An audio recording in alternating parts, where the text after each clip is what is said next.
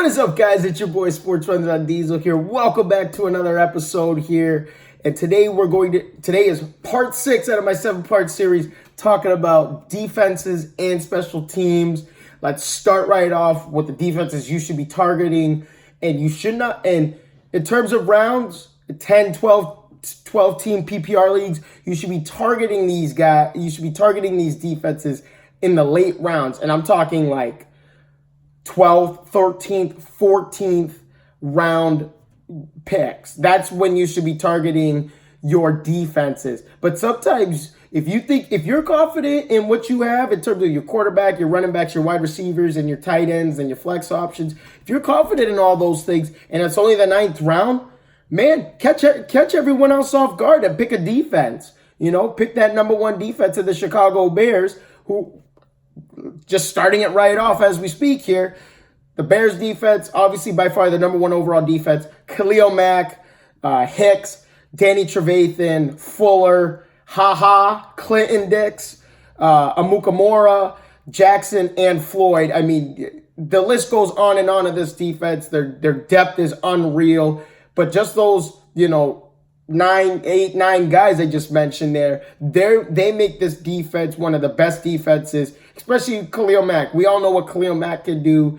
And, it's unfortunately he left Oakland, because I tell you right now, if Khalil Mack stayed in Oakland, this would be, I think the AFC West would be completely wide open in terms of that. But because, Oakland is, somewhat of dummies here, they let their best defensive player go, and Chicago takes advantage of it. And now this is starting to look like a Chicago Bears defense from the mid-1980s, where it was just like, okay, what is going on here? Like, quarterbacks can't get nothing down the field. The running games are not good against these, and I believe, and Khalil Mack is what makes this defense go. If he starts getting to the quarterback, like the Monday Night Football game against Seattle, where he just made Russell Wilson, he just collapsed the pocket over and over and over again, and Russell Wilson just had a hard time either getting out of the pocket, trying to find open receivers because their secondary is good. And now it's even better with Clinton Dix. And it's like, I'll tell you right now, Chicago should be your number 1 choice in terms of a defense. Second up, I mean, the list goes on. Like I'll talk about the Vikings defense. You got Xavier Rhodes, Harrison Smith, Anthony Barr, Everson Griffin, and Trey Waynes. And there's more. Another great overall defense, and I believe their defense is one of the best overall defenses behind the Chicago Bears. And I love the Vikings defense. I think their defense is tenacious. They barely give up anything on the run. The secondary is great. Xavier Rhodes, one of the best one-on-one defenders in the league. And keep an eye on the Vikings defense. Buffalo Bills defense. A lot of people are like, they see these ESPN rankings and they see, why is Buffalo 3rd? Buffalo, one of the most underrated defenses, I believe, in this upcoming season. They were underrated a couple years ago. What ended up happening? They go 9-7 and they make the AFC wild card on a team that had, what was it? Peterman was the starting quarterback at the beginning of the season, and it's like now their defense looks really good. Their defense will make noise in the AFC East. They're going to keep some of those games close. I still don't think Buffalo's got enough to get over the hump and make the playoffs. Can they make the wild card? Absolutely. I think they can make the wild card. But there's got to be a lot of things going right on the offensive side of the football for them to make it to the wild card. The defense is going to keep them in games all season long by far. Lord willing, there's no injuries, no health issues with a lot of these players. And it's the same thing with all these other defenses and all these other players in fantasy football. Health-wise, one player could change the whole aspect of a defense, of an offense, et cetera, and could change the aspect of the whole season. So, Buffalo Bills, they got quite a few players on that team. Ed Oliver, their number 1 the Bills' number 1 draft pick, not the number 1 overall draft pick. We obviously know that was Kyler Murray, but Ed Oliver, I believe he's out of the University of Houston.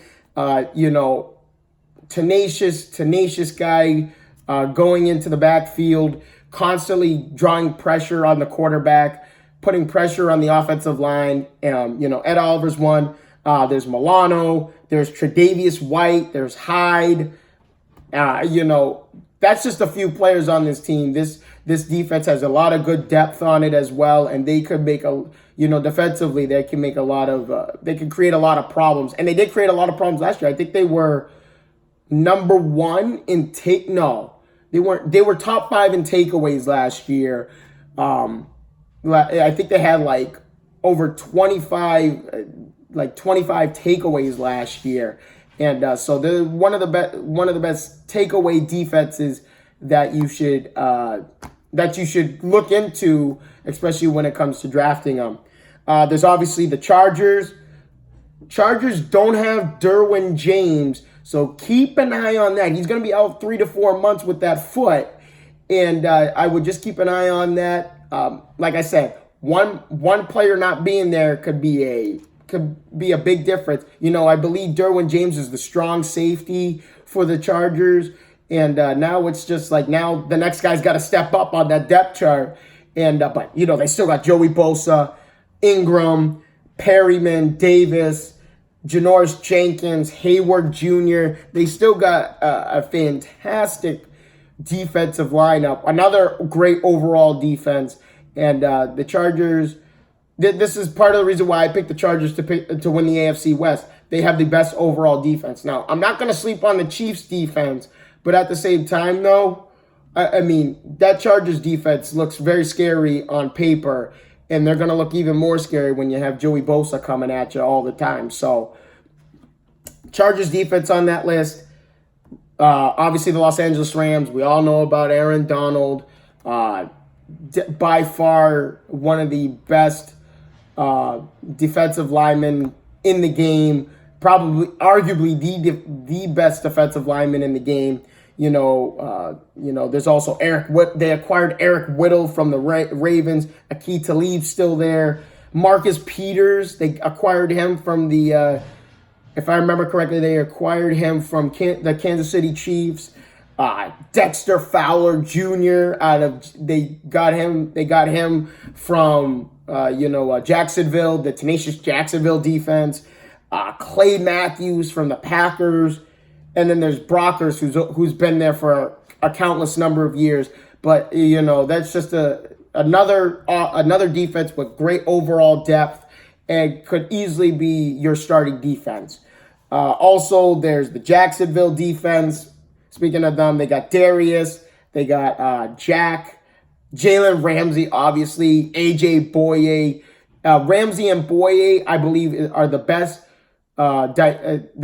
duo in terms of one-on-one coverage. They are 100% the best ball hawks in the game today. You know, like I said, Xavier Rhodes is in that conversation too, but in terms of two ball hawks being on the same team, they're the best duo on any defense in the league by far. I love Boye and I love Jalen Ramsey. Two great one-on-one defenders in the league. So Jacksonville is one of those defenses. Obviously the Saints, you know, you got Cameron Jordan, Lattimore. I mean, the list goes on here with this Saints defense as well. Another good defense, another great defense. And their defense carried them to the NFC title game. And then, whoops, someone turned their head. But anyway, that's another topic, another conversation for another day. But, you know, the Saints, like I said earlier, I originally have my original prediction for this season was Patriots Vikings in the Super Bowl, but like I said, my 1B on that is the Saints because I want to see Brady and Breeze go at it in the Super Bowl before they both retire. I would love to see it. I don't think they've barely played against each other in their career. You know, I think they did a year or two ago. They played, and you know, Tom Brady just went nuts. You know, it was an epic duel, but I would love to see this in a winner-take-all Super Bowl game. I would love to see this, Breeze and Brady, but Saints, keep them on your list in terms of defenses. Obviously, the Patriots, we got Stephon Gilmore. They acquired Michael Bennett. They also have Jamie Collins is back, Dante Hightower, J.C. Jackson, who was one of the best one-on-one defenders, or one of the best upside one-on-one defenders. I think he had, I'm trying to remember the percentage it was for, I think it was passes defended or deflected pass percentage. It was like one of the best. And it was a higher percentage than Stephon Gilmore, who's been doing it for much longer than J.C. Jackson. So Patriots defense, everyone kind of has them underrated, but now with the addition of Michael Bennett at the defensive end, now you have a whole different monster in this. And Jamie Collins is back now. There's Van Noy, there's, the McCourty brothers. This defense is very seasoned, a veteran defense, and another defense poised to make another Super Bowl run and go back to their fourth straight Super Bowl, which I predicted if you looked at my NFL 100 season predictions. So Patriots defense, definitely worth a pick. Titans defense, there's Cameron Wake, there's Malcolm Butler, the Butler did it, and Jones on that Titans defense. There's more guys on that defense. I just highlighted a few players on that defense that make a lot of noise on that defensive end. Also, Broncos defense. Keep an eye on the Broncos defense. I do have them as a top 10 defense this year in terms of fantasy football, but that's based off of 2 players. And it should be based off the whole defense. They are a top 10 defense overall, but, we all know about Von Miller and his freak nature ability to get to the quarterback endlessly. Those 2.5 sacks, that forced fumble he created in the Super Bowl 50 against the Carolina Panthers. And, that was just a defense. I've never seen a player like Von Miller just go nuts like that. Now, there are other players in that conversation that just have endless energy. And J.J. Watt's on that list too. Speaking of that, who's next on the list? I have them more of a backup defense in terms of this, but Texans defense, you could easily take them as a starting defense. J.J. Watt, there's Merciless, there's Jadeveon Clowney, McKinney's on that defense. I really do like the Texans defense, but like I said, J.J. Watt, Von Miller, 2 guys who just give 110% all the time, and they always have the green light on to go at the quarterback. Their endless effort to get to the quarterback, their endless work ethic to do it. It's unbelievable to watch, and I think it's must-see TV to watch these guys on TV because they make it look so easy. Also, there's the Ravens defense that I have, the Texans, Ravens, and then I also have the Browns. I have them more towards the backup defenses because, after the first 10 defenses I just named to you there, but these Texans, Ravens, Browns, you can easily put a gamble on them and have them as your starting defense, even though it's kind of hard to go up against those first 10 I just picked. So like Ravens defense, they just acquired Earl Thomas out of Seattle. I still do think that they have a phenomenal defense. The Baltimore Ravens defense has always been a great, tenacious defense. How many times have we seen Baltimore's defense throughout the years give Tom Brady trouble in the playoffs? That one year where Baltimore won the Super Bowl, who did they beat in the AFC title game? Tom Brady. They made it so difficult for Tom Brady, but we also have to remember that Ray Lewis and Terrell Suggs Ray Lewis was at the end of his career, but he was so tenacious on defense. And then Terrell Suggs was in the prime of his career at the time. Now Terrell Suggs has moved on. I believe he's with the Arizona Cardinals now. Ray Lewis is retired. He's now an analyst for, I believe, I think it's Sunday Night Football. Or is it's Sunday Night Football or Monday Night Football? He's an analyst for one of them. But, we also have to remember in that day and time, those two players were two of the best quarterback seekers in the league at the time. But Baltimore, I have them on the list. And obviously the Cleveland Browns, Myles Garrett, Sheldon Richardson, who Sheldon Richardson's been moving around lately. I know he originally was with the Jets. Then I think he went to Seattle, the Seahawks. Correct me if I'm wrong in the comment section. I believe Sheldon went to the Seattle, and now he's with the Cleveland Browns. There's also Olivier Vernon, who is from the New York Giants. And now there's Denzel Ward out there too. And Cleveland Browns, like I said, chance to be winners of the AFC North. And they're favored to be the winners of the AFC North. So to put your money on Cleveland is not a bad thing. I believe offensively and defensively, Cleveland's going to give they could give the Patriots a run for their money, but the only problem with Cleveland is one thing: experience. Actually, two things. There's also scheming too, and we know Tom Brady and the Patriots are better than anyone else, and they're always steps ahead of everyone else. Even when Bill Belichick says after they win a Super Bowl, "Oh, we're 5 weeks behind for next season," they're still steps ahead of everyone else. No one schemes better than Tom Brady and Bill Belichick and the New England Patriots. No one schemes better. That's why I keep saying it every year. Someone's got to prove to me that they can out-scheme Tom Brady and the Patriots. Like the Chiefs had a chance in Arrowhead last year, and what do? They lay an egg in the fourth quarter, and Tom Brady, them take advantage of it. Oh, who wins the coin toss in overtime? Oh, New England does. And who goes on to the Super Bowl again? Tom Brady and the Patriots. So, like I said, Cleveland can give Tom Brady and them a run for their money. Is it possible? Yes, they could beat them. They could outscore them. But at the same time, though, when it comes to playoffs and when the playoffs is more of a possession-by-possession game, Tom Brady and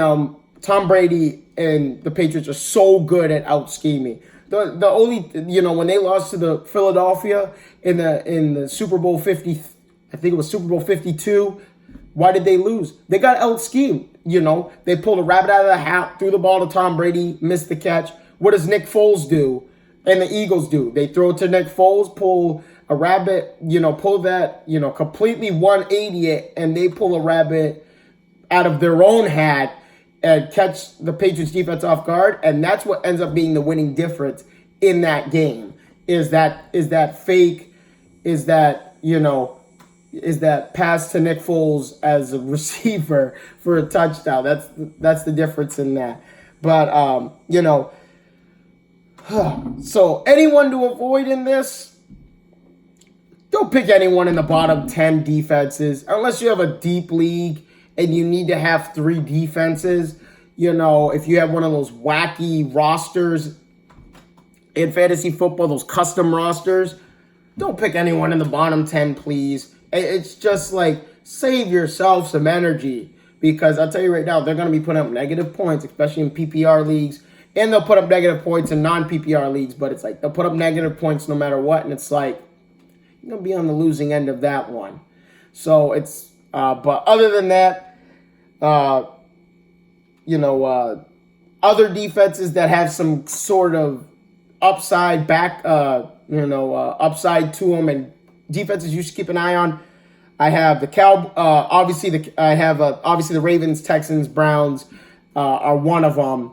Are 3 of them. Then I have the Cowboys defense. You got Lawrence, you have Vander Esch, Sean Lee, Byron Jones, Taco Charlton, and